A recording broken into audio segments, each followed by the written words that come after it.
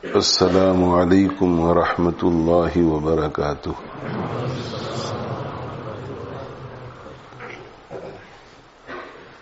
अल्हम्दुलिल्लाह नहमदुहु व नस्तईनुहु व नस्तगफिरुहु व नु'मिनु बिही व नतवक्कलु अलैहि व नऊज़ु बिल्लाहि मिन शुरूरि अनफुसिना व मिन सय्यिआति अअमालिना। मन यहदिहिल्लाहु फला मुज़िल्ल लहु व मन युज़लिलहु फला हादिय लहु व नशहदु अन ला इलाहा इल्लल्लाहु वहदहु ला शरीक लहु व नशहदु अन्न सय्यिदना व नबियना व मौलाना मुहम्मदन अब्दुहु व रसूलुहु सल्लल्लाहु तआला अलैहि व अला आलिहि व अस्हाबिहि व बारक व सल्लम तस्लीमन कसीरन कसीरा। अम्मा बाद फ़क़ाल सय्यदुना अम्मार इब्न यासिर रज़ियल्लाहु तआला अन्हु व अर्ज़ाह, सलासुन मन जमअहुन्न फ़क़द जमअल ईमान। अल इंसाफ़ु मिन नफ्सिक वल इन्फ़ाक़ु फ़िल इक़्तार व बदलुस सलामी लिल आलम औ कमा क़ाल रज़ियल्लाहु तआला अन्हु। रब्बि इश्रह ली सदरी व यस्सिर ली अमरी वहलुल उक़दतम मिन लिसानी यफ़क़हू क़ौली। सुब्हानक ला इल्म लना इल्ला मा अल्लमतना इन्नका अंतल अलीमुल हकीम। अल्लाहुम्मा अन्फ़अना बिमा अल्लमतना व अल्लिमना मा यनफ़अुना। इन्नल्लाहा व मलाइकतहु युसल्लूना अलन नबी या अय्युहल्लज़ीना आमनू सल्लु अलैहि व सल्लिमू तस्लीमा। अल्लाहुम्मा सल्लि व सल्लिम व बारिक अला सय्यिदिना व मौलाना मुहम्मद व अला आलिहि व अस्हाबिहि व अतबाइहि व अज़वाजिहि व ज़ुर्रिय्यातिहि।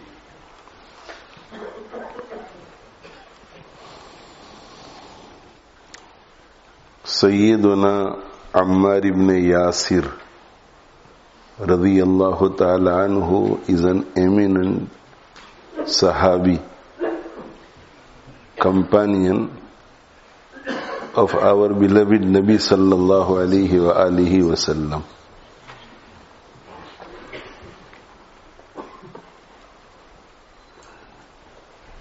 He is one of those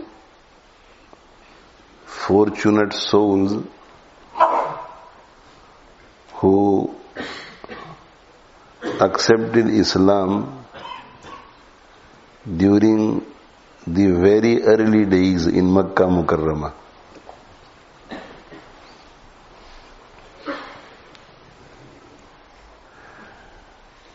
And he supported the cause of our beloved Nabi sallallahu alaihi wa alihi wasallam during the Meccan life,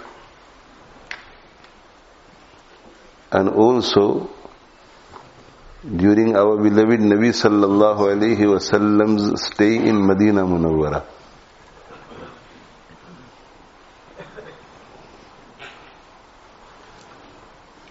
And thereafter he remained a very close companion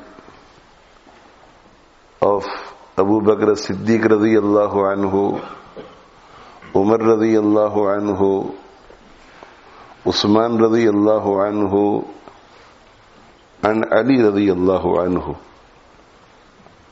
And he passed away as a martyr during the reign of Ali radiyallahu ta'ala anhu.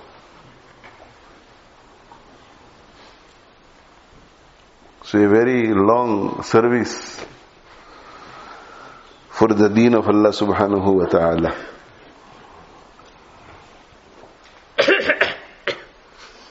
Imam Bukhari rahimahullah ta'ala has quoted this saying of Sayyiduna Ammar ibn Yasir radiyallahu ta'ala anhu in his Sahihul Bukhari.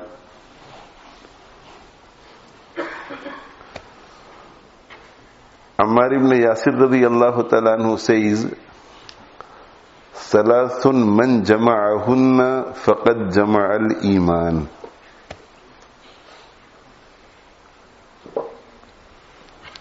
There are three characteristics.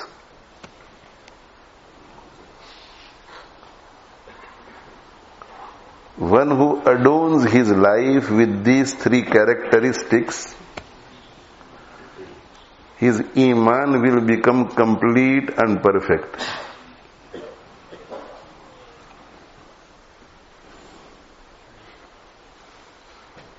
Three characteristics. If a person exerts his effort in adorning his life with these three characteristics and he succeeds, then the whole deen of Allah subhanahu wa ta'ala will come in his life.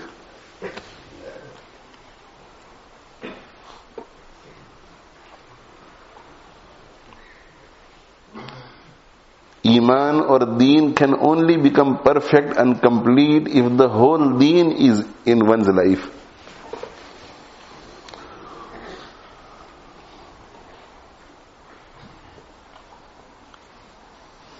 So we need to pay attention, listen very carefully to understand these three characteristics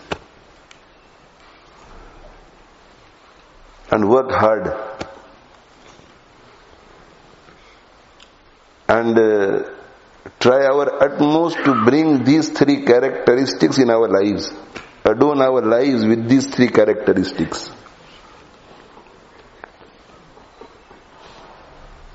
May Allah subhanahu wa ta'ala make it easy for us to understand these characteristics. And thereafter may Allah subhanahu wa ta'ala grant us all the tawfiq to exert effort so that we may succeed in adorning our lives with these three characteristics. Characteristic number 1, al-insafu min nafsik.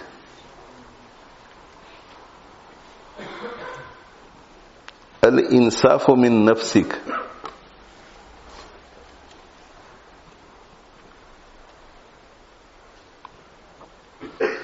To treat yourself justly, to deal with yourself justly, to deal with yourself with justice.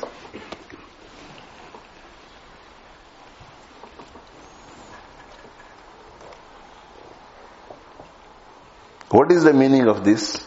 The meaning of this is that you should in your day-to-day life fulfill the rights of each and everyone. Deal with yourself with justice.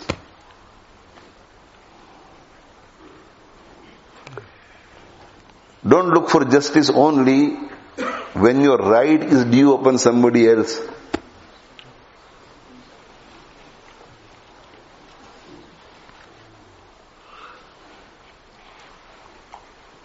He owes me 500 pounds, he is not returning my money. When I go to his house, he doesn't treat me properly. When I meet him, he doesn't smile at me. Deal with yourself justly, with justice. That means compel yourself to fulfill the rights of everybody. Compel yourself to fulfill the rights of your parents, your spouses, your children, your brothers and sisters, your relatives, your neighbors,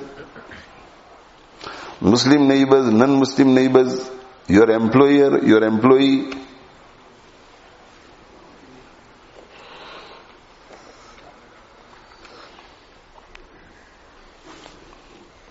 This is characteristic number 1.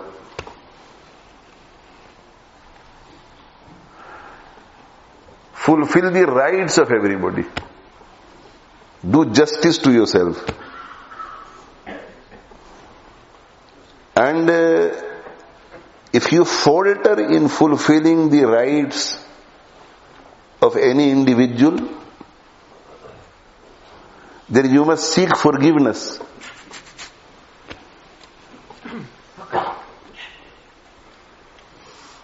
You must seek forgiveness. And remaining within the Sharia boundary, ask forgiveness and pay whatever is due upon you.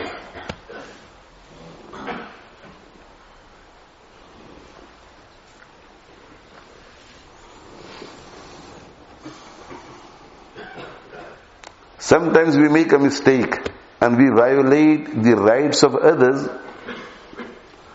and the only thing that is due upon us is apology. Sincere apology. In that case, we will apologize only. And sincere apology means we sincerely accept our mistake, we feel remorseful, regretful, we repent to Allah subhanahu wa ta'ala, and we ask for an apology with a sincere heart, and we continue apologizing until we feel satisfied that He has forgiven me.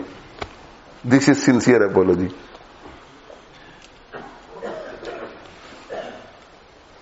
I'm sorry is not sufficient. Sorry.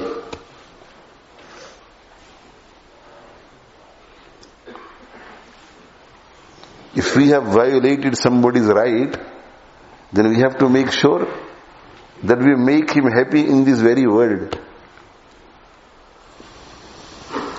Because if we don't make him happy in this world, and if we don't satisfy him in this world, then Allah subhanahu wa ta'ala will reckon us for violating this right of our Muslim brother or Muslim sister on the day of Qiyamah. And their matters will become very difficult.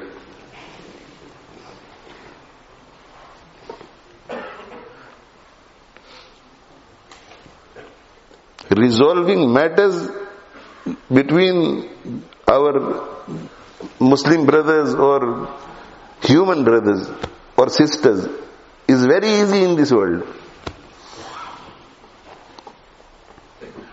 In the hereafter it will be very, very difficult.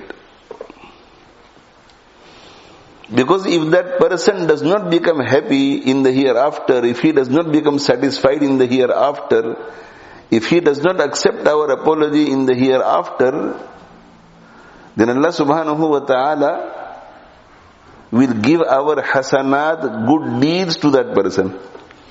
Our good deeds will be taken away from us and it will be given to that person.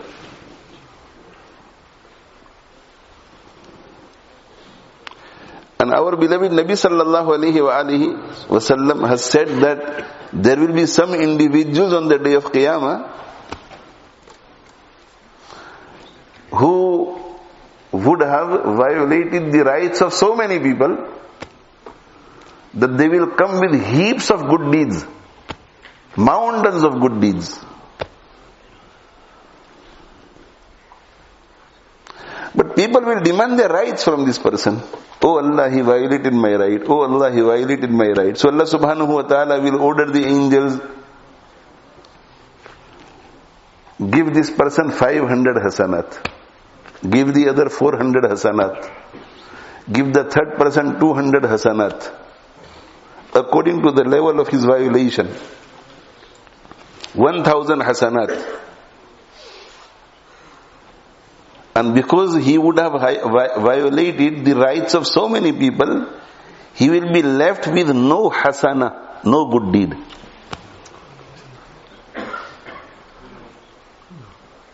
No good deeds.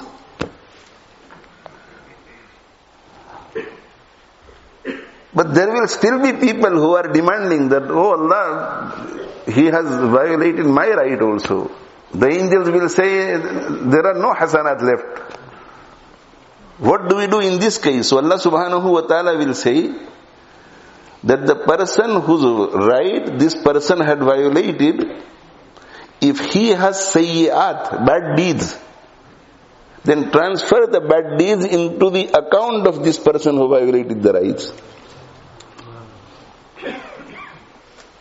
So now the bad deeds are being transferred. Transfer 500 bad deeds. Transfer 200 bad deeds. Transfer 300 bad deeds. He came into the court of Allah subhanahu wa ta'ala with heaps of good deeds, hasanat. But he will leave the court of Allah subhanahu wa ta'ala with heaps of sayyat. And he will be doomed to the fire of Jahannam. Nabi sallallahu alayhi wa alihi wa sallam said, this is the real muflis. Muflis, bankrupt. This is the real bankrupt.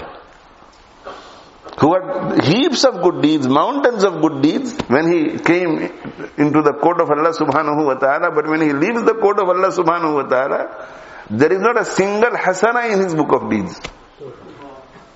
And there are thousands of, hundreds of thousands of evil deeds in his book of deeds.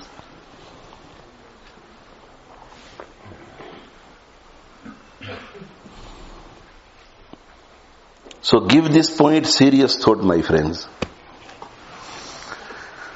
Al-insafu min nafsik. This characteristic should come in our lives.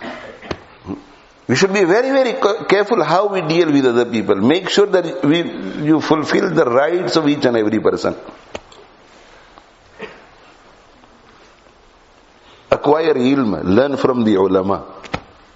If there is any doubt anywhere, consult a good alim, consult a good mufti, and follow his instruction. How bitter it may be. What is bitter in this world will become very sweet in the hereafter. And if we are not prepared to swallow the bitter pill in this world, then there will be nothing in the hereafter except bitterness. So be very, very careful how you deal with people. And if we make a mistake or we realize a mistake which we had committed 10 years ago, 15 years ago, then we should consult ulama and the respected muftis, and we should follow their instructions and try to sort all matters out in this very world.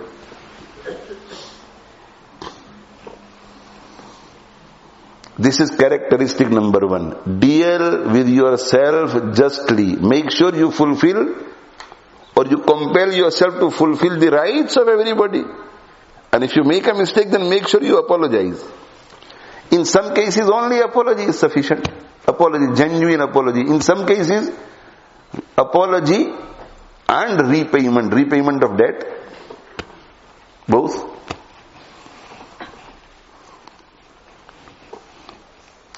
There is another meaning that the ulama have mentioned in regard to this first characteristic. So, this first characteristic will branch out into 2 characteristics. So, in total it will be 4 characteristics. The second meaning is, be fair and just with your nafs. Nafs, the enemy within.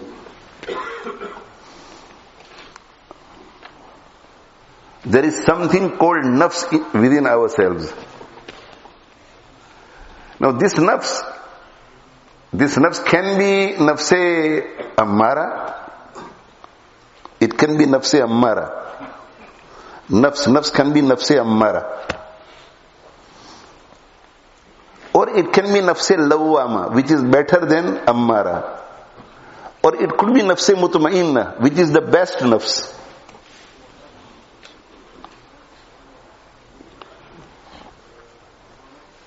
If a person's nafs is nafse ammara, then the nafs is at its lowest ebb.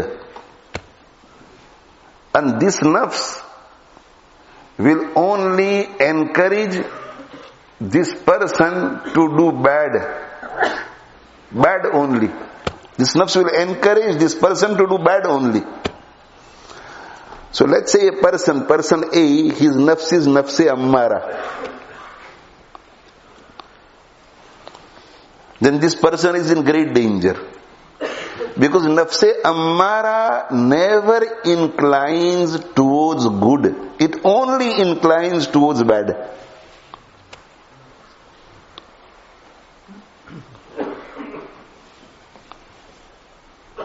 And there is only one nafs in our body. There is only one nafs within ourselves.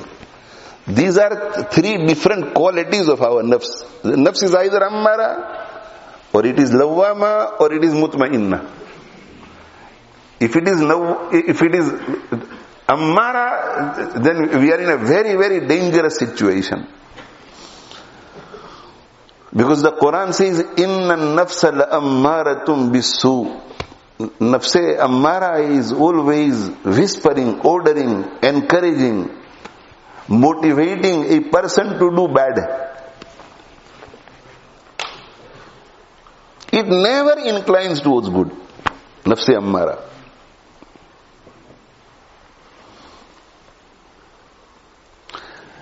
Nafse lawwama inclines towards good. Nafse lawwama. It inclines towards good.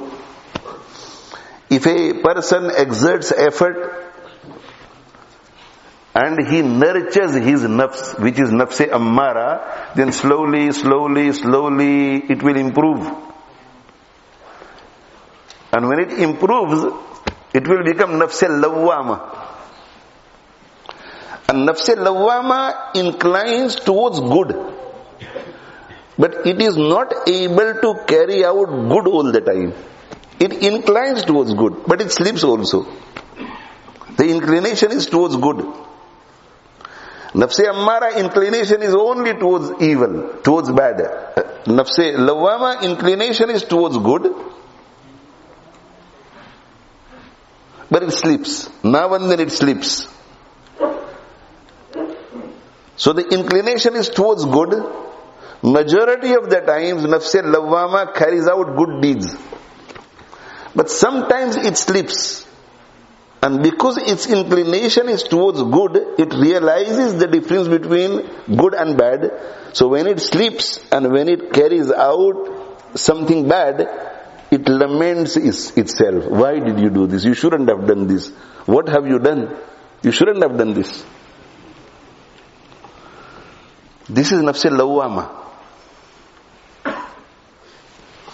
Nafse ammara is a bad nafs. Nafse lawwama is a good nafs. Nafse lawwama is a good nafs.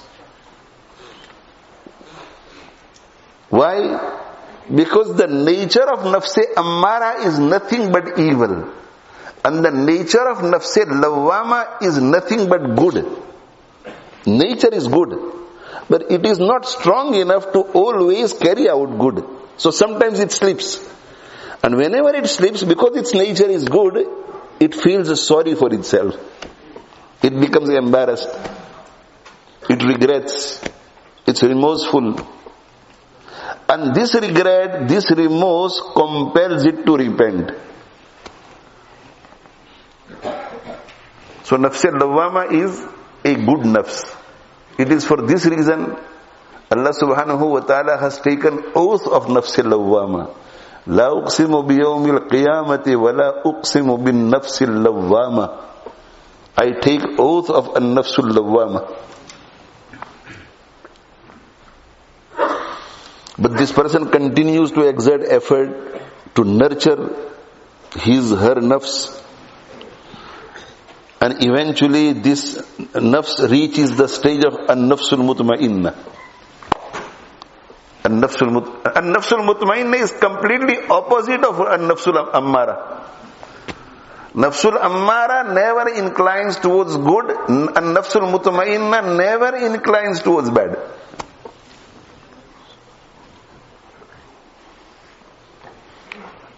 An-nafsul mutmainna, it never inclines towards bad, it always inclines towards good.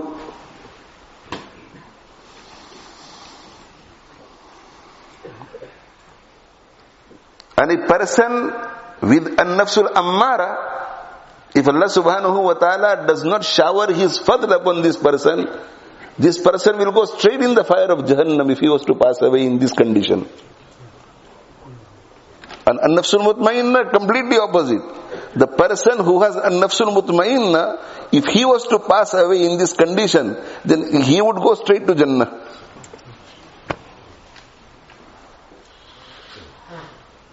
When Malakul Maut will come to this person who has an-nafsul mutmainna, Malakul Maut will say, Ya ayyatuhan nafsul mutmainna, O an-nafsul mutmainna, O the peaceful nafs,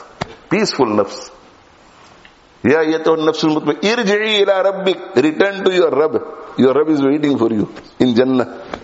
Irji'i ila rabbik, radiyatam mardiyah, in a state that you are happy with the favors that Allah will shower upon you, and Allah is happy with your obedience.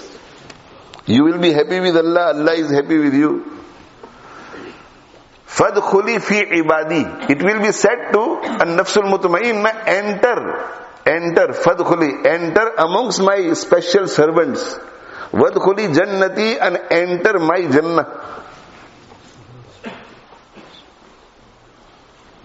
So, al-insafu min nafsik means treat this nafs that is within us, nafs. Nafs means person only, also. Nafs. So, al-insafu min nafsik, one meaning is that deal justly with yourself. Deal with yourself justly. The first meaning is the person, as a person, your person. Make sure that as a person you fulfill the rights of everybody, and if you violate a right, then you sort the matter out as soon as possible by apologizing. And the other meaning is al-insafu min nafsik, nafs. The nafs that you have within. Be fair to it and be just with it. Treat your nafs with justice and with fairness. Be fair with your nafs and be just with your nafs. What is the meaning of be fair with your just means do not overexert your nafs. And be just with your nafs means do not let your nafs over relax.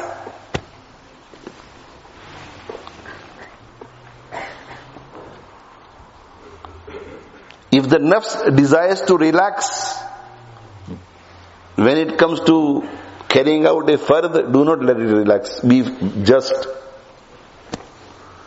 When it comes to wajib, the nafs wants to relax. No, don't let it relax. When it comes to abstaining from haram, don't let it relax. When it comes to abstaining from makruh tahrimi, don't let it relax. In the month of Ramadan, you have rested for 6, 7, 8 hours. You came for Zohar Salat, you wanted to recite the Quran and the nafs desires to relax, don't let it relax. Compel the nafs to do those things that it should do. For the nafs to become mutma'inna and for the nafs to remain mutma'inna, it is necessary to carry out all the faraiz, all the wajibat, abstain from all the haram, all the makruhat tahrimiyah, and on top of that, it is also necessary to carry out certain sunan, certain mustahabbat and certain nawafil.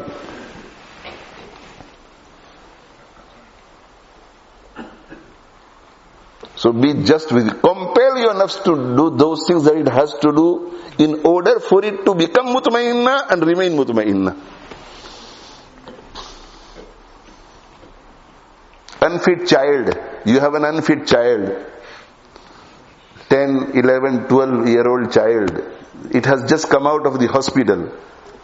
And the doctor said that for its health, it's very, very important that this child walks for at least half a kilometer daily. Now the father has a lot of love for the child. And after a quarter of a kilometer, the child says, I'm tired. I'm tired, Abba, please, tomorrow. Be just with your child. Make sure it completes half a kilometer. Compel the child to walk half a kilometer. It is necessary for your child to become healthy.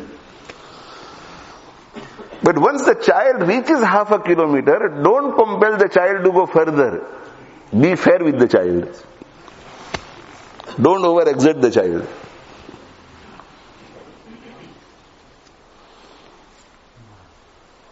Zohar till Asar, Tilawat, Dhikr, Ibadat. There was room to sleep for 1 hour, 1.5 hours, 2 hours, but no. The Mu'takif continued until Asar. Asar till Maghrib, Ibadat. 5-10 minutes food, again Ibadat till Isha. Isha, Tarāwih. Now the nafs requires sleep. Be fair with the nafs, go to sleep.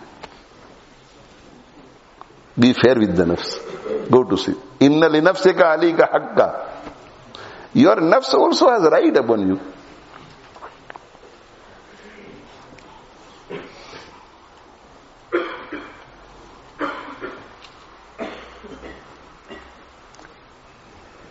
When we have an obedient child and we say to the child during holidays, my dear son, you are becoming hafiz of the Quran, you have holidays mashallah. So every day after breakfast, sit down for 2 hours, learn extra 1 or 2 pages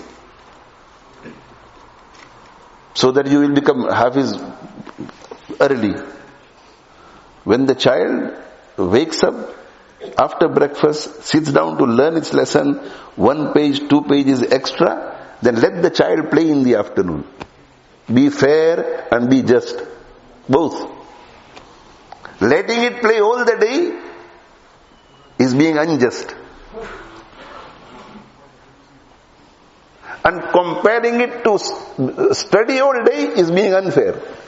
Do not be unfair and do not be unjust with your nafs. Be fair and just with your nafs. Mu'adh ibn Jabal radiyallahu ta'ala anhu and Abu Musa al-Ashari radiyallahu anhu, both companions.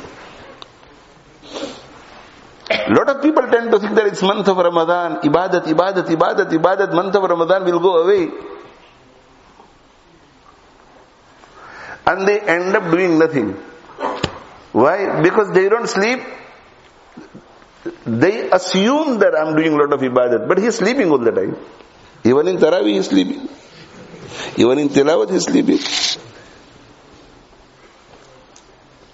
What's the point? Give yourself 6 hours, 8 hours. Because we normally live a very relaxed life. So for us, for people like us, if we sleep only 6 hours in the month of Ramadan, that is a sacrifice, because we normally sleep 8-9 hours. Alhamdulillah, Allah will accept this sacrifice. If there are people here who are able to sleep only for 3 hours and exert effort without getting tired, Alhamdulillah, you may continue.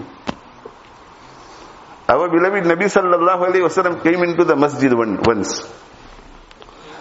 And he saw a rope tied between 2 pillars of Masjid Nabawi. A rope between 2 pillars of Masjid Nabawi.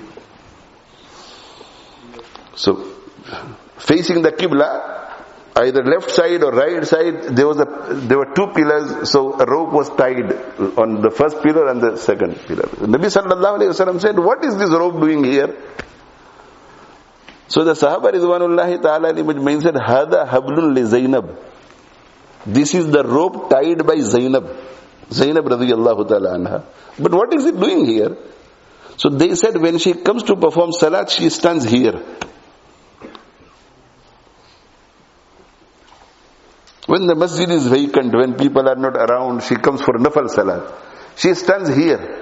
And whilst performing salat, if she feels tired or sleepy, then she gets hold of the rope.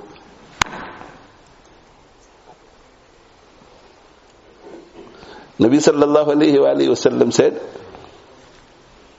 get rid of the rope. A person should worship Allah subhanahu wa ta'ala according to the ability Allah has given. Not more than the ability. Alaykum bima tutiqun.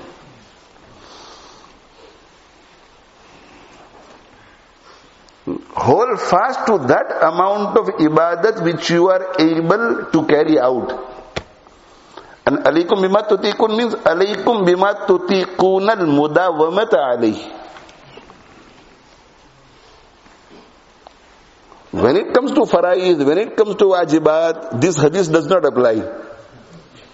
Alaykum bima tutiqun, you should only carry out that which you have the ability to carry out. So I don't have the ability to carry out Fajr Salat because I like to sleep at Fajr time. No. Farz, wajib, abstaining from haram and makruhat tahrimiyya, Allah subhanahu wa ta'ala has given each and every one the ability to do this. Allah has decided himself that everybody has the ability to do this. When it comes to optional ibadat, optional worship, then what should one do? One should fix an amount which he is able to carry out on a regular basis. For example, in the month of Ramadan, I will read 2 juz daily throughout Ramadan. 2 juz daily throughout Ramadan. Or Monday to Friday I am working, so I will read 2 juz. Saturday, Sunday I am free, so I will read 5 juz. Have a program. And you may fix 5 juz daily. A person may feel that, inshallah, I will be able to read 5 juz daily. Comes the first day he is unable to, comes the second day he is unable to, comes the third day he is unable to. Allah has given us all intellect. So he sits down and he looks at it rationally and he comes to the conclusion that I am not being lazy. The fact of the matter is that 5 is too much for me. That is the reality. So let me cut down to 3 juz. One of the reasons why we all need a shaykh is to determine whether am I thinking correctly or is nafs playing with me. That is why we all need a shaykh. Farais, we don't need to consult anybody. It is compulsory. Allah has given us all the ability. Wajibat, Allah has given all the ability. So if a person feels that I don't have the ability to carry out wajibat, that means his nafs is playing with him. I don't have the ability to abstain from this sin, nafs is playing with him. I don't have the ability to stay away from this makruh tahrimi, nafs is playing with him. But when it comes to nawafil, optional deeds, a person will be able to determine whether nafs is playing with him or genuinely he is unable to do it. That is where we need a shaykh. So we will refer to our shaykh and we will say that I had fixed 5 juz per day during the month of Ramadan. I failed on the first day, I failed on the second day, I failed on the third day. Can you please guide me? So the shaykh will look at our timetable, our circumstances and say, nafs is playing with you. You can read 5 juz. Try from tomorrow.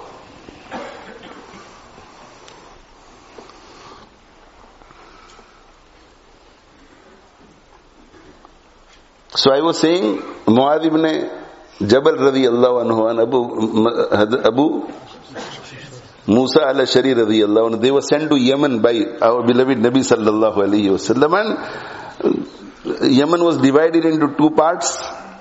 Abu Musa al-Ashari radiyallahu anhu was responsible for one part and Mu'adh ibn Jabal radiyallahu anhu was responsible for the other part. And they used to meet each other. The Sahaba Ridwanullahi Ta'ala Ali Majmain had lot of love for each other and lot of respect for each other. They were both eminent in their own right. Abu Musa al-Ashari radiyallahu anhu and also Mu'adh ibn Jabal radiyallahu anhu, both great companions of our beloved Nabi sallallahu alayhi wa sallam. But they used to meet each other. They used to make a point of meeting each other. So, once they met each other, and the Sahaba Ridwanullahi Ta'ala Ali Majmain, their main concern was the life hereafter. So Mu'adh ibn Jabal radiyallahu ta'ala anhu said, how do you recite the Quran? What is the ma'mul of reciting the Quran? How many juz do you recite? When do you recite? So Abu Musa al-Ash'ari radiyallahu ta'ala anhu said, "Atafawwaquhu tafawwuqa." The meaning of this is that whenever I get the opportunity, I begin reciting the Quran. That means during the day I have many commitments, so I have a fixed routine also to recite the Quran. But besides that fixed routine, whenever I get any room, I start reciting the Quran. For example, if my routine is to recite 2 juz daily after Fajr Salat, Alhamdulillah, that routine is over. Now if after completing the 2 juz, throughout the day, I was so busy that I could not find room to recite even 1 verse, then no recitation. I have completed my routine.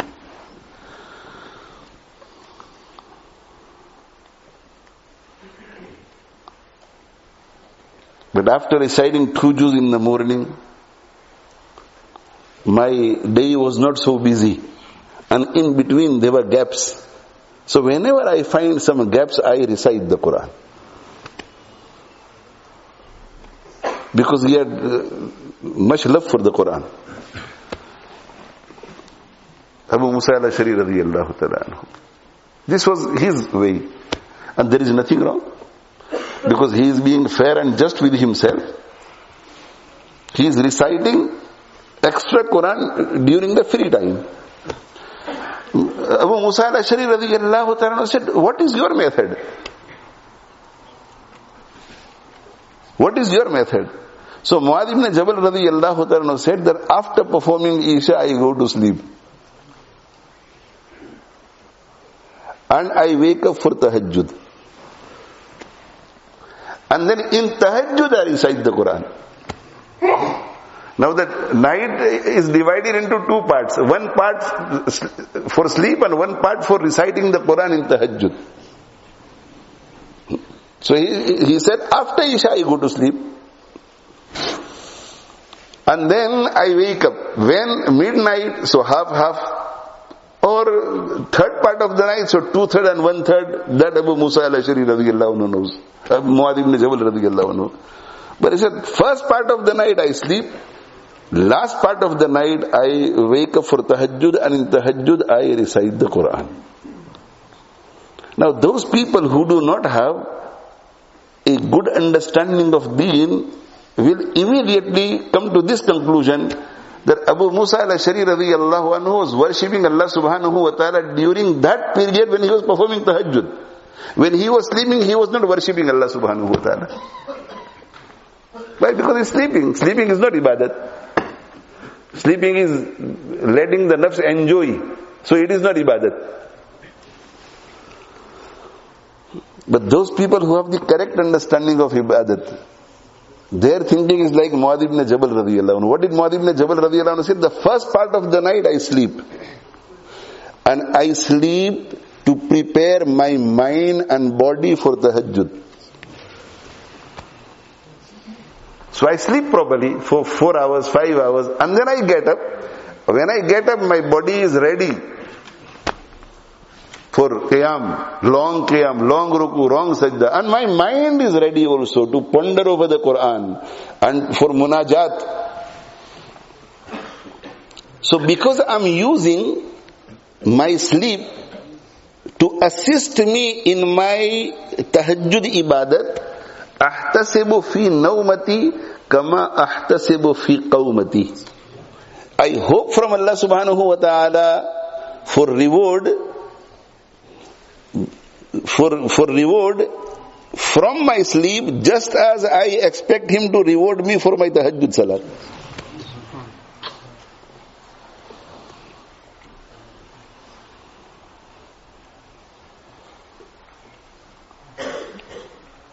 May Allah subhanahu wa ta'ala grant us all the correct understanding of deen.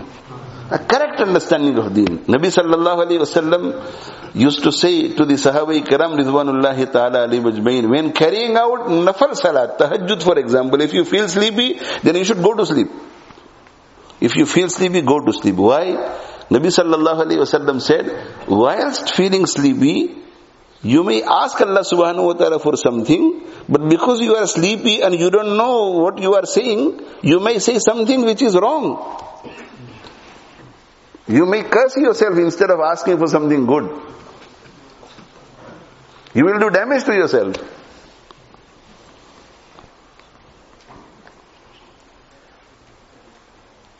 Haji Imdadullah Muhajir Makki rahimahullah ta'ala, a great sheikh, or Hazrat Gangohi rahimahullah ta'ala, I cannot remember correctly. One murid said, Hazrat, when I sit down to do zikr, I feel sleepy. So very simply Hazrat said, if you feel sleepy, then go to sleep. If you feel sleepy, go to sleep. Because that is a sign that your body needs sleep. Then do the zikr at another time. But if a murid feels that whenever I sit down to do zikr, I feel sleepy, then that is a problem. Then the shaykh will guide, inshallah. So, al-insafu min nafsik. Be just with your nafs. Just means, do not let it over-relax. And be fair with your nafs. Do not let it over-exert. Keep a watch on your nafs.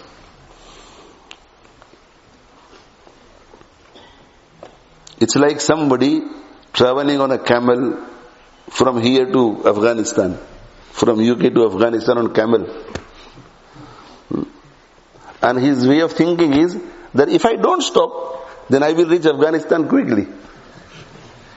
The camel will die. The horse will die. The donkey will die. And even the car cannot go all the way to Afghanistan without stopping on the way. Nafs is an animal also. Nafs is like an animal. We have to very carefully mount this animal when it is ready. And before it gets tired, let it rest. And so that we are able to mount it again.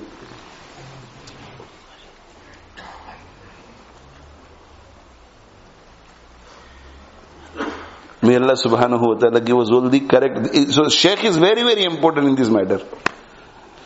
And some people become so dry that they have a shaykh, but they don't listen to the shaykh. They don't listen to the shaykh. They will overexert.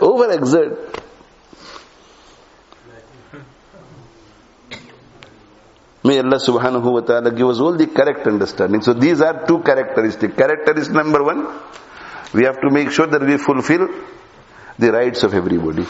And if we make a mistake, then we apologize, sort the matter out in this very world. Number one. And number two, we have to make sure that we are fair with our nafs and we are just with our nafs. So one characteristic has been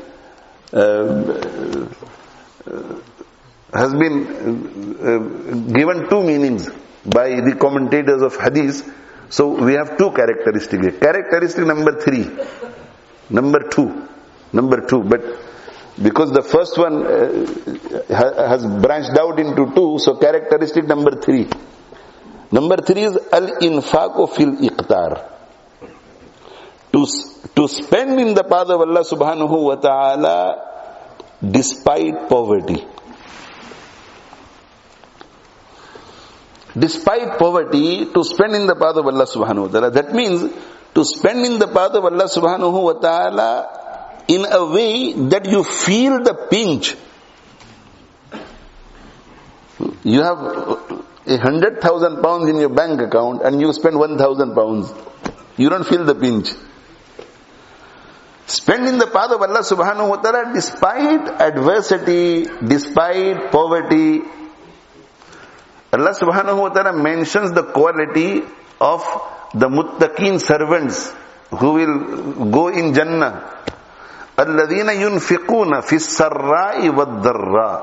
They are those who spend in the cause of Allah subhanahu wa ta'ala فِي السَّرَّاءِ, in prosperity, وَالضَّرَّاءِ, and in adversity, both prosperity and adversity. Allah subhanahu wa ta'ala mentioned the quality of the Ansar. يُحِبُّونَ مَنْ هَاجَرَ إِلَيْهِمْ يُحِبُّونَ مَنْ هَاجَرَ إِلَيْهِمْ. Their quality number one is, they love the muhajirin. They love the muhajirin. In our modern world, who are the muhajirin? Refugees. In our modern day world, who are the muhajirin? Refugees. And refugees are not wanted by anyone. You will not find a single country where refugees want to take refuge and the inhabitants of that country are happy about it. No, they are complaining. What are they doing here? What are they doing in our country? So much so that in some countries, refugees are moving in their own country from one part of the country to the other. And the inhabitants of the other part of the country are not prepared to welcome the inhabitants of their own country who are suffering. But this was the barakah of the sohbah of our beloved Nabi sallallahu alaihi wasallam, and the tarbiyah and the nurturing of our beloved Nabi sallallahu alaihi wasallam, that the Ansar used to love the Muhajirin more than themselves.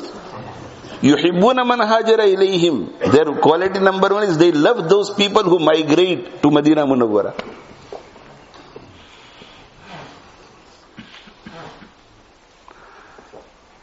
And muwakhat used to take place. Muwakhat. Nabi sallallahu alaihi wasallam would, whenever a muhajir used to arrive, Nabi sallallahu alaihi wasallam would invite a Ansari, and Nabi sallallahu alaihi wasallam would say, from today you are brothers. Stranger, complete stranger who has come from Makkah Mukarramah or elsewhere. And Nabi sallallahu alaihi wasallam would say, you are both brothers from today. Now one may feel here that the Ansar were being compelled to become brothers. No. Muwakhat used to take place because when the Muhajirin began coming to Madinah Munawwara, dispute used to arise amongst the Ansar. I want him to come to my house. The other used to say, no, I want him to come to my house. Nabi sallallahu alaihi wasallam initiated the method of muwakhat not because nobody was prepared to take them, because everybody was prepared to take them. So Nabi sallallahu alaihi wasallam said, no more disputes, I will decide.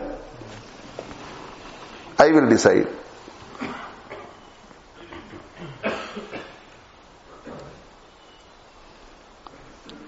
And Nabi sallallahu alaihi wasallam would say, this is your brother from today, you take him. Take him and keep him in your house. And he would wholeheartedly accept him as the brother.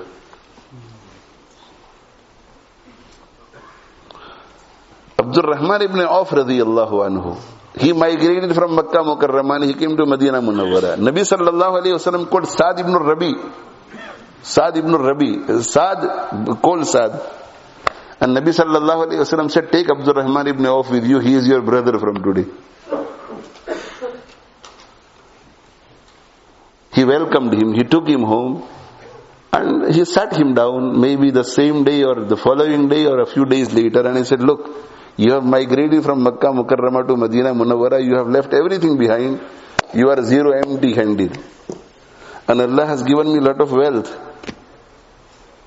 I have orchards of date palms, and I have farmland also. And you are my brother. Nabi sallallahu alayhi wasallam said, he is your brother. So what I want to do is to divide everything half. 50% is yours and 50% is mine. And he did not stop there. He said, I have 2 wives also. I have 2 wives also. You take a look at both of them. And you tell me which one you like. The one you like, I will divorce her and she will marry you. يُحِبُّونَ مَنْ هَاجَرَ إِلَيْهِمْ.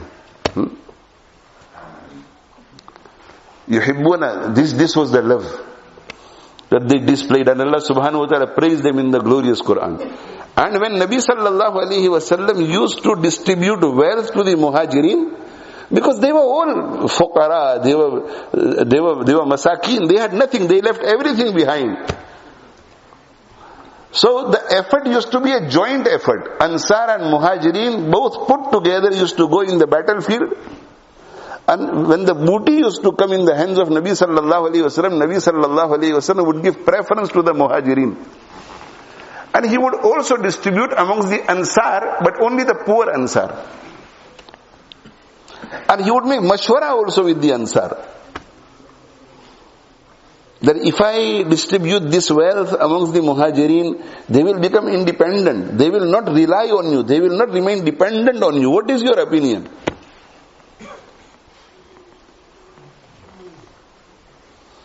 After the battle of Banu Nadir, Ghazwatu Banu Nadir, when the booty came in the hands of Nabi sallallahu alaihi wasallam as fai, Nabi sallallahu alaihi wasallam called Sa'd ibn Muaz and Sa'd ibn Ubadah. Sa'd ibn Ubadah was the chief of Khazraj and Sa'd ibn Muaz was the chief of Aus. He called both of them, both leaders. And he said, the Muhajirin are depending on the Ansar since they have come and they are residing in your homes. They are residing in your homes.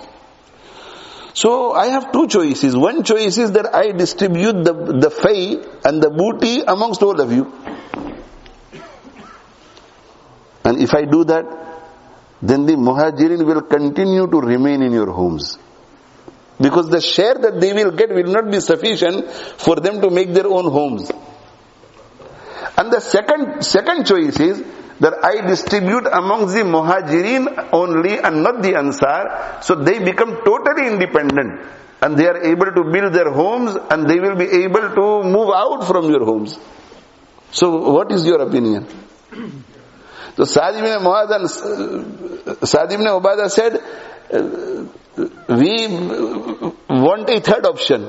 There is a third option in our mind. What is the third option? You distribute all the fay amongst the Muhajirin, but tell them to continue remaining in our homes.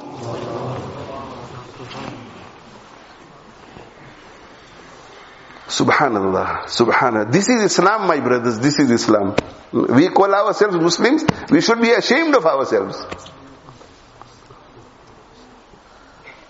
We should be ashamed. We are traveling somewhere and there is a Muslim brother traveling also. He has not come with a tiffin. And we have come with a tiffin. We will look for opportunity where we are able to eat on our own. We should be ashamed to call ourselves Muslims. It is for this reason the nusrat of Allah subhanahu wa ta'ala is not descending. Because the Muslims are Muslims by name only, not in its true sense. يُحِبُّونَ مَنْ هَاجَرَ إِلَيْهِمْ.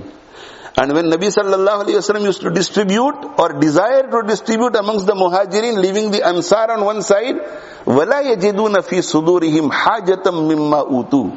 They would not find any need in their hearts for that which was given to the Muhajirin.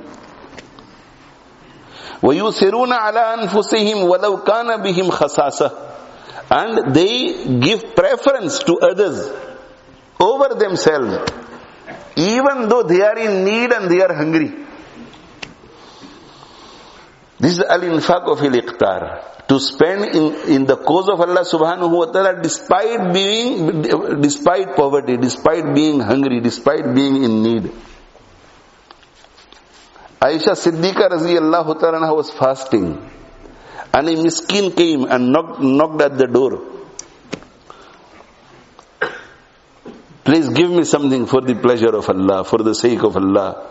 I am a miskin. There is nothing to eat. So Aisha radhiyallahu ta'ala said to the maid who was serving her, give her something. Give him something. So the maid said, you are fasting and there is only one chapati. Only one raghif. Only one chapati in the home. And that is all we have for iftar. Nothing else. So Aisha radhiyallahu ta'ala said, no, you give it to him. Allah will look after us. Al-infaq. To spend in the cause of Allah subhanahu wa ta'ala despite poverty.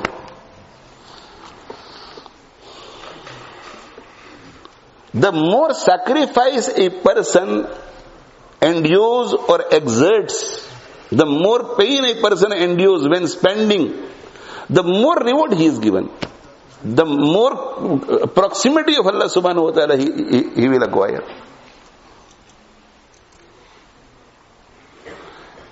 Nabi sallallahu alayhi wa sallam said, he was asked, Ayyu sadaqati afdal?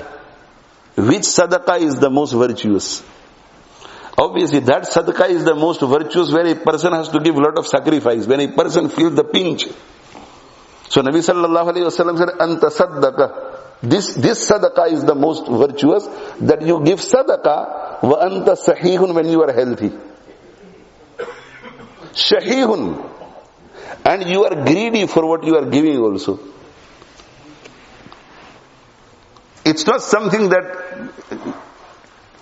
you are waiting for somebody to come and you wanted to hand it over. No, your heart is in there as well. Sahih. When a person is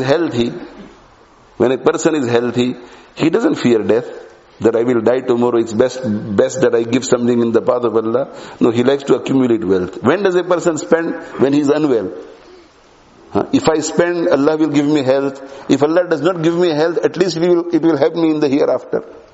Sahih. When you are healthy. When you are healthy, it's more sacrifice. When you are unwell, it's not big sacrifice to spend. Shahihun, and you are giving something in which your heart is stuck. I like this thing. Shahih. You are greedy. You want more to come, not to go. At that time you give. وَتَأْمُلُ الْغِنَى وَتَخْشَى الْفَقْرَ.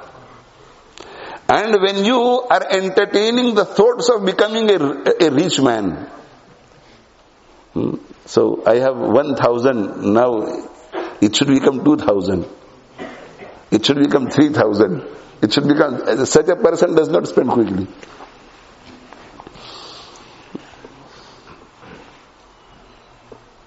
There is a humorous story also. There was a very rich person. And then there was a poor person next door to him. The wife of the rich person said to her husband one day, that why is it that we eat simple food every day? And you are very, very wealthy. You don't let me cook anything special. And the person next door is a poor person. Hand to mouth. But every day nice smell comes from their home.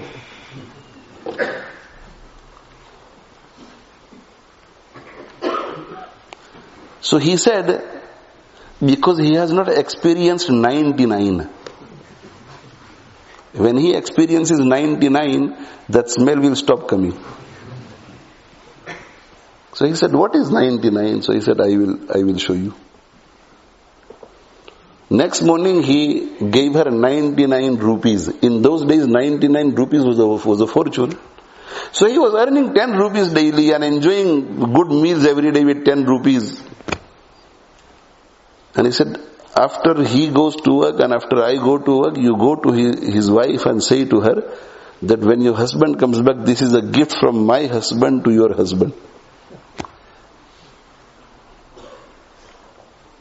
From next day, no good smell. Nothing, simple food there. Simple food.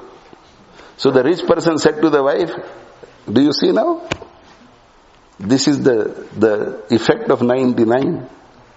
So she didn't understand. So she asked the wife of the poor person that what happened? Why is it that the good food is not cooking anymore in the... My husband says this 99 should become 100.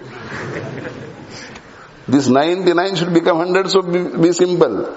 And then this 100 should become 200. Then this 200 should become 300. وَتَعْمُلُ الْغِنَى. So you spend when you are fit and healthy and you are looking for more, you want to become rich. وَتَخْشَى الْفَقْرَ. And this thought process in your mind also, that if I keep spending, I might become poor in hours of my need. What will happen to me? What will happen to my children? What will happen to my wife if I die? This is the best sadaqah. So al-infaq fil iqtar. Majority of us, when we spend, we don't feel that pinch. No pinch. The Sahaba-i-Kiram Ridwanullahi ta'ala alayhim used to enjoy spending in the path of Allah subhanahu wa ta'ala. Subhanallah. Abdullah ibn Umar radiyallahu ta'ala anhuma, one day he said to the family, wife and the children, that I feel like eating fish. So fish was brought, fish was cooked for him, and he was just about to sit down to have his meal when somebody knocked at the door. Something for the pleasure of Allah. I am a miskin person. So Abdullah ibn Umar radiyallahu ta'ala said, give this fish to the miskin. So the wife said, you carry on having your meal, we will give the miskin 1 dirham. And 1 dirham is more beneficial to him than this fish. So the words of the wife was that, fulfill your desire. You had a desire to eat fish, fulfill your desire. We will give the miskin 1 dirham. If we give him this fish, it is of no benefit to him. He'll take it home. He'll have a meal with his family. 1 dirham, he will be able to have meal for 3, 4, 5 days. So 1 dirham is more beneficial for him than this fish. You fulfill your desire. So Abdullah ibn Umar radiyallahu ta'ala said, my desire is what I am intending. That is my desire. My desire now is not to eat the fish.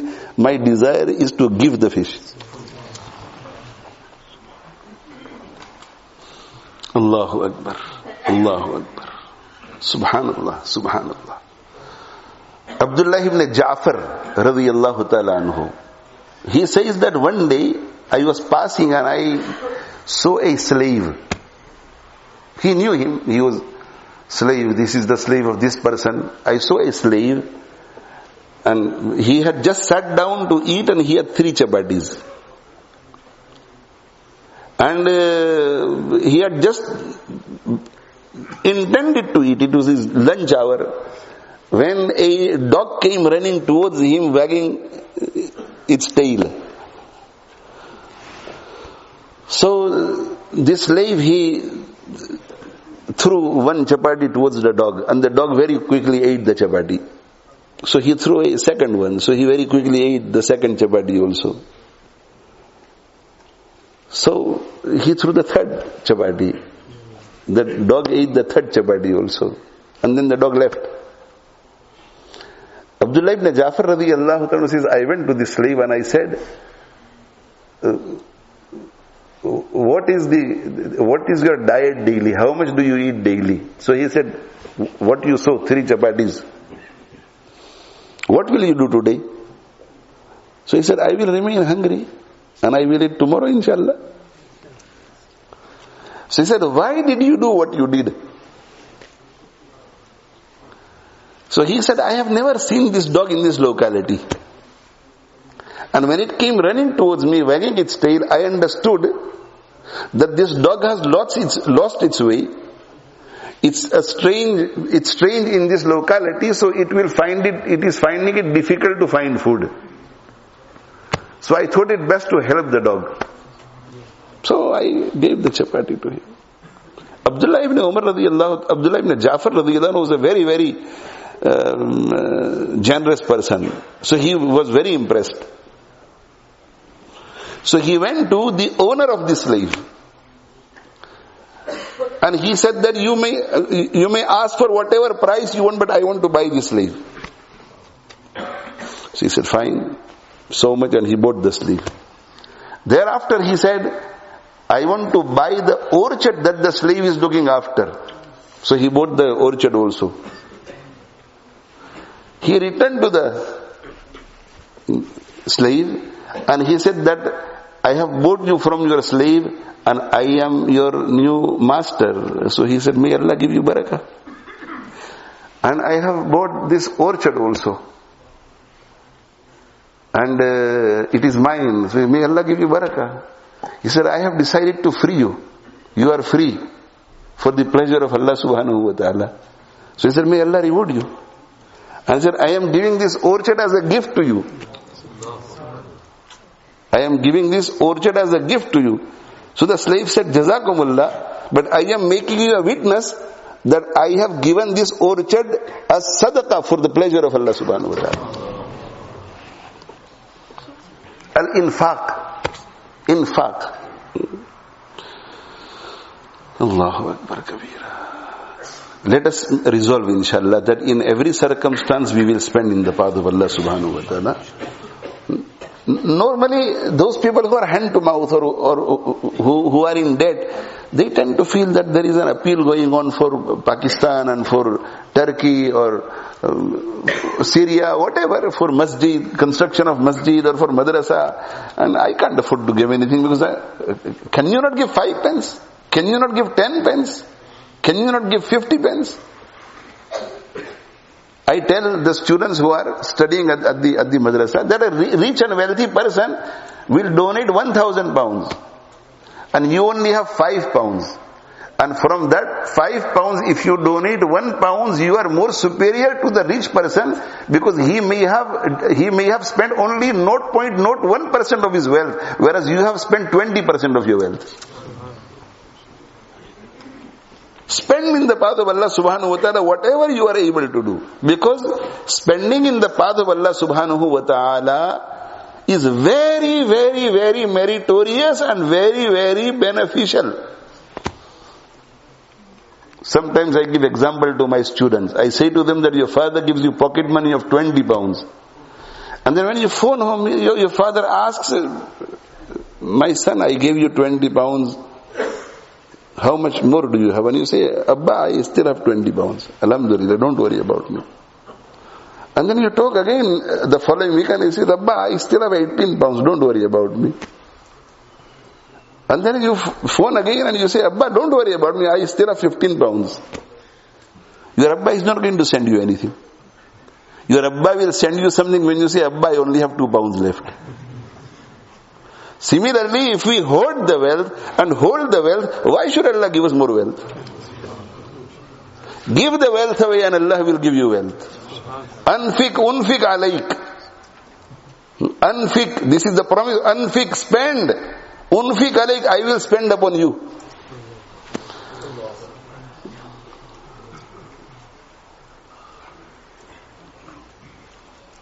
Spend in the path of Allah subhanahu wa ta'ala. Very meritorious and very, very beneficial. Inna sadaqata latutfi'u ghadab ar-rabb. Sadaqa charity, any form of charity, zakat, sadaqatul fitr, lillah charity, optional charity.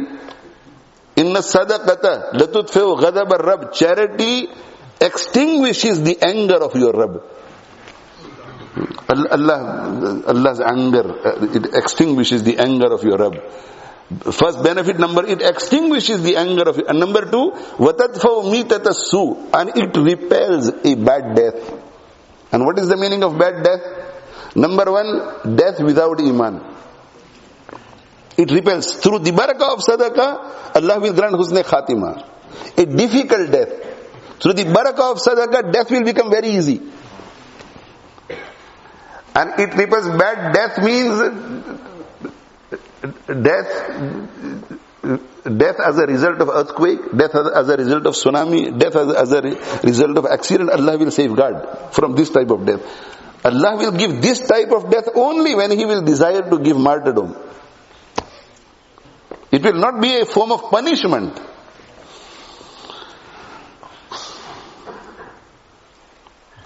And sadaqah prevents calamities from coming.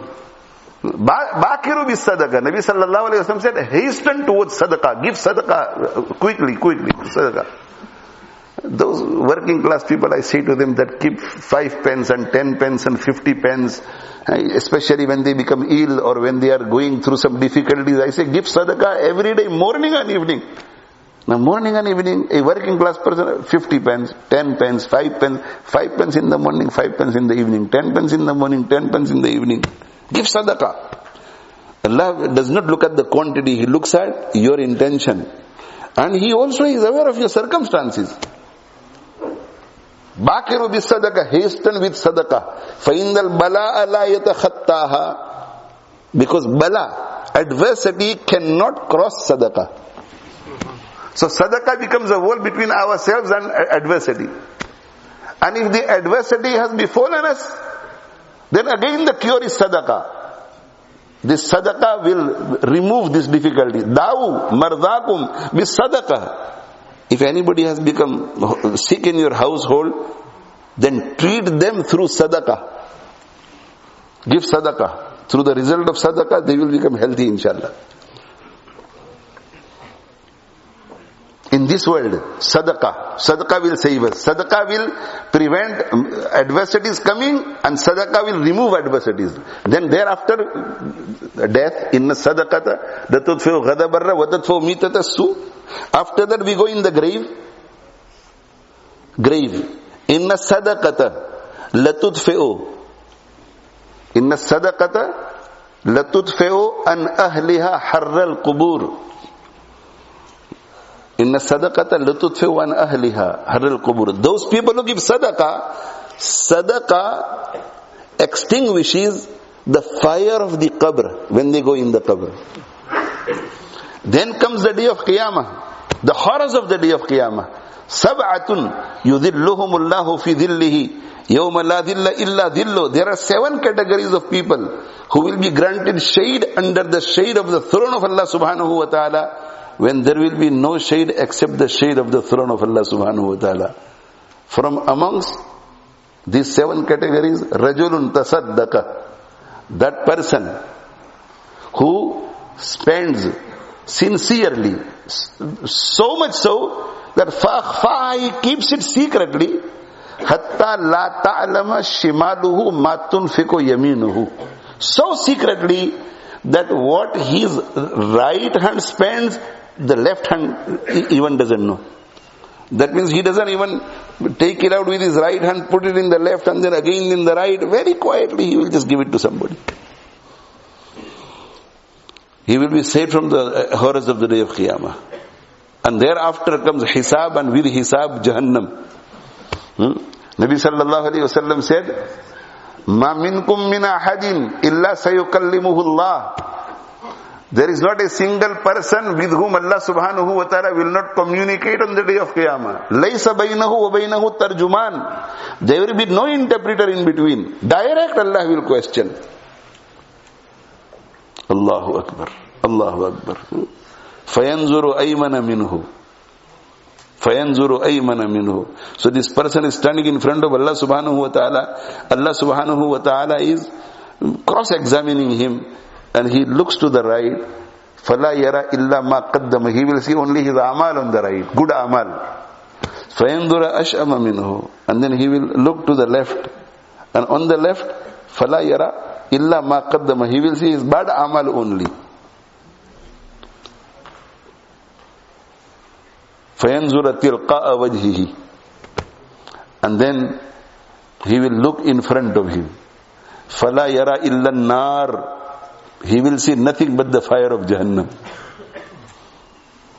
Right hand side, good amal. Left hand side, bad amal. And he himself will understand that the amal on the left hand side are much more than the amal on the right hand side. So I am doomed to the fire of Jahannam. So Nabi sallallahu alayhi wa sallam is showing us the method of saving ourselves from the fire of Jahannam. He said, ittaqun nar. Create a barrier between yourselves and the fire of Jahannam. Through what? Through sadaqah. And how much sadaqah? وَلَوْ بِشِكِّ تَمْرَةٍ. Even if it is only through a piece of a date. If you cannot afford much, give half a date to somebody.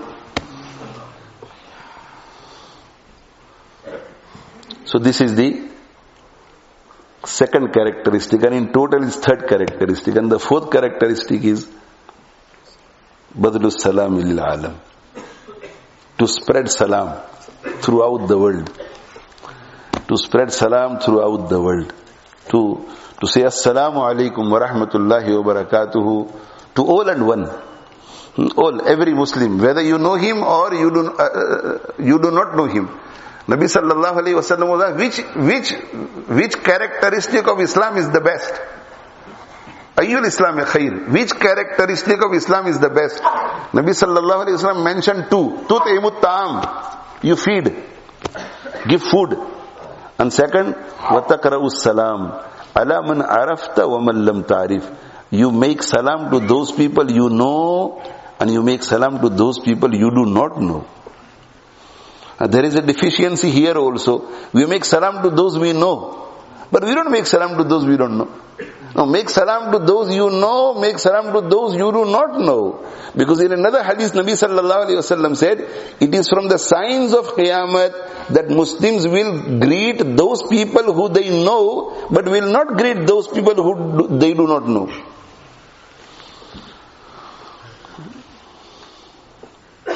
I do not intend to go into the detail of this final characteristic. Let us recap again. Let us recap. Ammar ibn Yasir radiyallahu ta'ala is a great companion. Great companion. I am concluding now. Ammar ibn Yasir radiyallahu anhu is a great companion of our beloved Nabi sallallahu alayhi wa sallam.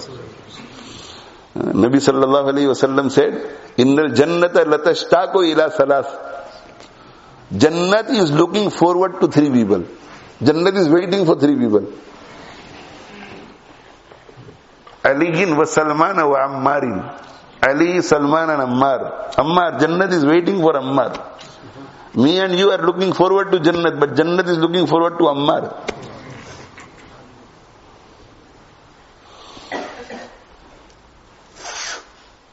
One who loves, Nabi sallallahu alayhi wasallam said, one who loves Ammar, Allah will love him. And one who dislikes Ammar, Allah will dislike him. Great Sahabi, Ammar ibn Yasir, radiyallahu ta'ala anhu. And he had benefited from the great companions and Nabi sallallahu alayhi wasallam direct from Nabi, 23 years approximately. 23 years. So his saying is very, very important for all of us. He says that there are three characteristics, and with the explanation of the ulama, they become four characteristics. There are four characteristics. One who adorns his life with these four characteristics, such a person will become a complete believer. Complete believer. What are these four characteristics? Number one, we should deal with ourselves justly. That means we should make sure that we fulfill the rights of each and every person, and if we slip, then we sort the matter out here in this very world before we die. Number two, we need to be fair and just with our nafs. Take as much work as possible from our nafs, compel the nafs to do as much good as possible without oppressing the nafs. Don't let your nafs loose. And for this, shaykh is very important. Shaykh is very, very important to control the nafs. To control the shaykh is very, very important. And through the guidance of shaykh and our efforts and fadl of Allah subhanahu wa ta'ala, when this nafs becomes muzakka, when tazkiyah takes place, when this nafs becomes purified and it becomes a nafsul mutmainna, then we don't need any shaykh. Then we become shaykh. We are able to understand our nafs. Number three, al-infaqu fil iqtar. Despite poverty, despite not having much wealth to spend, wealth in the path of Allah subhanahu wa ta'ala, al-infaqu fil iqtar. And number four, badlu salam lil alam. Spread salam throughout the world. Spread salam throughout the world. Nabi sallallahu alayhi wa sallam, when entering Makkah Mukarramah, he said, Ya ayyuhan nas, O people, afshu salam. Spread salam. Wa at'imut ta'am. Spread salam. Spreading salam means to do salam frequently and to do salam loudly. This is ifsha. To do salam frequently. Assalamu alaikum wa rahmatullahi wa barakatuh. You meet someone, Assalamu alaikum wa rahmatullahi. Assalamu alaikum wa rahmatullahi wa barakatuh. And number loudly, Assalamu alaikum wa rahmatullahi wa barakatuh. Nowadays, we don't make salam. If we make salam, it is with a tone that is not audible to people. People don't know what we are saying. And If we do audibly, then the one who needs to reply will not reply audibly. Assalamu alaikum wa rahmatullahi wa barakatuh. Wa alaikum assalam wa rahmatullahi wa barakatuh. There are so many benefits of salam. So make a resolution. Resolution number 1, we will make sure that we fulfill the rights of each and every person. Number 2, if we make a mistake, we will not feel shy in asking for forgiveness. It is better to apologize in this world than the hereafter. Number 2, let us compel our nafs to obey Allah subhanahu wa ta'ala, not indulge in unlawful enjoyments. Number 3, let us spend in the cause of Allah subhanahu wa ta'ala. And number 4, let us spread salam. And let us do salam frequently and audibly. Assalamu alaikum wa rahmatullahi wa barakatuh. Wa alaikum assalam wa rahmatullahi wa barakatuh. As a result of bringing these 4 characteristics in our life, what will happen? We will become complete mu'min and perfect mu'min. Complete mu'min and perfect mu'min. So we understand that there are 2 types of mu'min: complete and incomplete, perfect and imperfect. Now what is the difference between the 2? The difference between the 2 is complete mu'min, perfect mu'min has all the guarantees. Incomplete mu'min, imperfect mu'min does not have any guarantee whatsoever. Number 1, guarantee number 1 for perfect believer. Allah guarantees that whatever the circumstances, Allah will grant him peace of mind and contentment of heart. In illness also, in poverty, in every circumstance, contentment of heart and peace of mind. Incomplete mu'min, no guarantee. It's up to Allah. Number 2, complete mu'min, husn khatima is guaranteed. He will die with iman, with the pleasure of Allah subhanahu wa ta'ala. Incomplete mu'min, no guarantee. It's up to Allah. It's up to Allah. If he is an incomplete mu'min of a very, very worst category, then he may leave this world without iman. A'adana Allahu min dhalik. And he will go in the fire of Jahannam forever and ever. Number 3, complete mu'min, he has guarantee that the qabr will become a garden from the gardens of Jannah. As far as incomplete mu'min is concerned, no guarantee. Number 4, complete mu'min guaranteed shade under the throne of Allah subhanahu wa ta'ala. Incomplete mu'min, no guarantee. Complete mu'min, easy reckoning is guaranteed. فَسَوْفَ يُحَاسَبُ حِسَابًا يَسِيرًا. Incomplete mu'min, no guarantees. No guarantee. Number 6, complete mu'min, he will cross the sirat with the speed of lightning. Guaranteed. Incomplete mu'min, no guarantee. He may fall in the depth of Jahannam. And complete mu'min, he will enter Jannat without having to go in the fire of Jahannam. Guaranteed. Incomplete mu'min, there is no guarantee. He may have to go in the fire of Jahannam, and ultimately, through the barakah of iman, if he has left this world with iman, he will go in Jannah.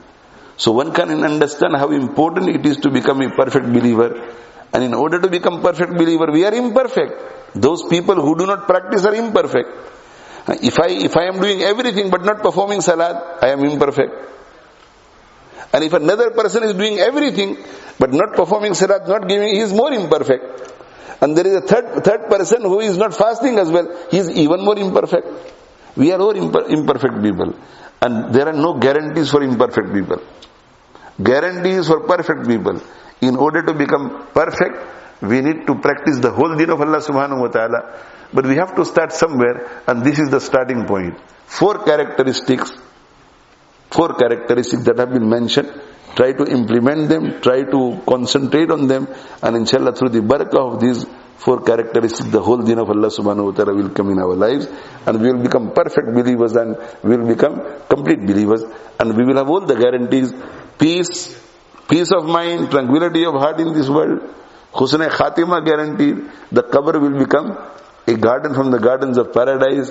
When we are resurrected on the day of Qiyamah, we will become VIP guests of Allah subhanahu wa ta'ala. We will be given shade under the throne of Allah subhanahu wa ta'ala. When we are made to stand in front of Allah subhanahu wa ta'ala, reckoning will be very easy. And we will cross the Sirat with the speed of lightning. And we will enter Jannatul Firdaus, insha'Allah, without having to go in the fire of Jahannam, where the Malaika will say, Salamun alaykum. Malaika will say, Salamun alaykum. And then Allah subhanahu wa ta'ala will say, Assalamu alaykum ya ahlal Jannah. O the people of Jannah, Assalamu alaikum.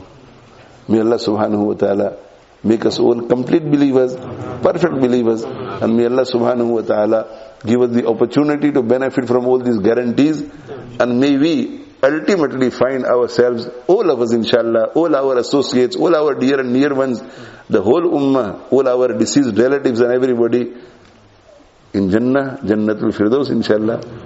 And may Allah give us the opportunity to listen to the salam of Allah subhanahu wa ta'ala together inshallah.